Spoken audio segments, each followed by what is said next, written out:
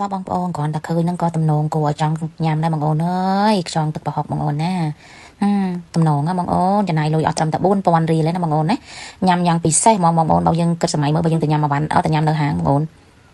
មិនក្រោមពី10រៀលទេបងអូនអើយខ្យងស្ងោរមួយចានធំបងអូនណាតែនេះយើងចំណាយលុយថា5000រៀលចុះបងទាំងបន្លែទាំងប្លុកបងអូនណាព្រោះឯខ្យងយើងទិញមក3000រៀលណាបងណាយើងថាលក់ការ៉ុតមួយនឹងស្ពៃបូកគោហ្នឹងថាលក់លេងអស់2000ចុះបងអញ្ចឹងវាអស់5000រៀលបងហើយមកញ៉ាញ់គួរមកញ៉ាំបងអូនទាំងអស់គ្នាអូយឆ្ងាញ់ញ៉ាំបងអូនក៏ឃើញញ៉ាំគួរក៏គួរឲ្យទំនុកបងហើយនិយាយថាពីក្តៅក្តៅហុយហុយឡើងផ្អែមឆ្ងាញ់ហ្មងបងអូនទាំងអស់គ្នាផ្អែមឆ្ងាញ់ហ្មងបងខ្យងបើយើងអត់ចេះស្ងោរហើយអត់ចេះធ្វើទឹកប្រហុកឲ្យញ៉ាំអត់កើតទេបងខ្យងវាមានជាតិរំអិលបងទាំងអស់គ្នាបងណាចង់ដឹងពីវិធីថា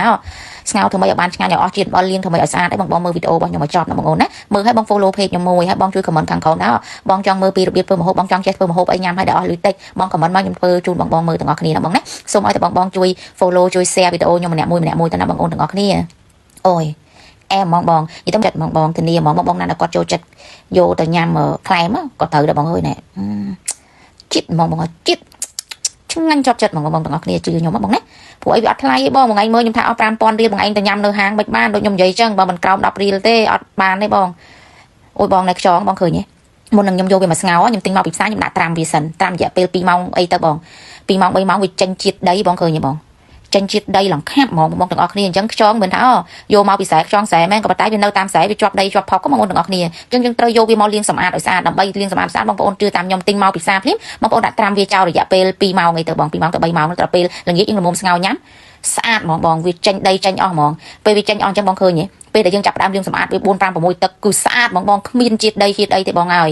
បងអារបស់ក្តាមស្រែខ្យងស្រែហ្នឹងយើងត្រូវសម្អាតវាតិចទេបងទាំងអស់គ្នាមិនចេះថាទិញពីផ្សារមកភ្លាមលាងទឹកភ្លាមវាចេញជាតិរំអិលណាបងអត់ទេ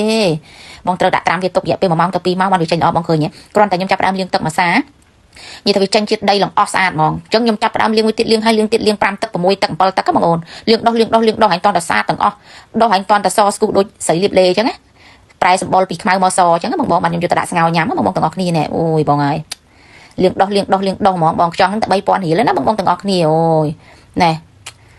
បន្ទាប់មកយើងលាងស្អាតយើងទុកវាមុនលើយើងមកដាំគល់លក្រៃស្លឹកក្រូចបងណាយកវាទៅដាក់ស្ងោរបងយកវាទៅដាក់ស្ងោរបងទាំងអស់គ្នានិយាយថាពីស្ងោរដឹងតែឆ្ងាញ់ឲ្យចូលជាតិហ្មងដាក់លក្ខូចគល់លក្រៃដាក់អំបិលបន្តិចដាក់ម្ទេសបងប្អូនដាំម្ទេសយើង4 5គ្រាប់ដាក់ចូលដៃដាក់វាស្ងោរចោលបងប្អូនតោះមកយើងមកធ្វើទឹកជ្រលក់របស់យើងបងប្អូនទឹកប្រហុកយើងចាប់ផ្ដើមហាន់គល់លក្រៃហាន់ម្ទេសហាន់លក្ខូចបន្តិចបានលក្ខូចសើចបងប្អូនបន្ទាប់មកយើងមកច្រាំប្រហុកបងប្អូនទាំងអស់គ្នាច្រាំខ្ទឹមឲ្យហើយសិនណាបងប្អូនណាខ្ទឹមហើយយើងមកច្រាំប្រហុកបងប្អូននិយាយទៅនឹងយើងសម្រាប់ទុកធ្វើទឹកជ្រលក់ខ្ញុំប្រើកសាំងហើយនឹងក្រូចឆ្មាលាយគ្នាបងមិចចូលគ្នាវាចាប់ជាតិបងប្អូនទាំងអស់គ្នាខ្ញុំដាក់កសាំងតែមួយទេហើយខ្ញុំប្រើក្រូចឆ្មា2ចំណិតដើម្បីលាយមកចូលគ្នាអញ្ចឹងទៅឲ្យវាមានរសជាតិប្លែកបងប្អូនទាំងអស់គ្នាឥឡូវយើងច្រាំប្រហុកបងប្អូនណាច្រាំប្រហុកឲ្យម៉ត់បន្ទាប់មកយើងមកធ្វើទឹកជ្រលក់យើងដាក់ប្រហុកចូលបន្តិចណាបងប្អូនណាដាក់ប្រហុកចូលបន្តិចទៅហើយបន្ទាប់មកយើងដាក់ស្ករដាក់ប៊ីចេងណាបងប្អូនណាហើយដាក់ស្ករដាក់ប៊ីចេងហ្នឹងហើយយើងចាប់ផ្ដើមដាក់គល់លក្រៃ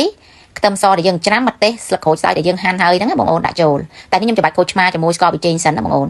ខ្ញុំវាជាមួយកសាំងឲ្យហើយបន្ទាប់មកខ្ញុំដាក់ម្ទេសស្លឹកក្រូចសើចគល់លក្រៃខ្ទឹមសដែលខ្ញុំច្រាំហ្នឹងដាក់ចូលខ្ញុំវាឲ្យខ្ញុំដាក់ទឹកក្តៅចូលបន្តិចបងប្អូនណាដាក់ទឹកក្តៅចូលបន្តិចហើយខ្ញុំយកវាមកញុំឲ្យវាចូលជាតិគ្នាសពខ្ញុំភ្លក់ណាបងប្អូនបងអើយណែ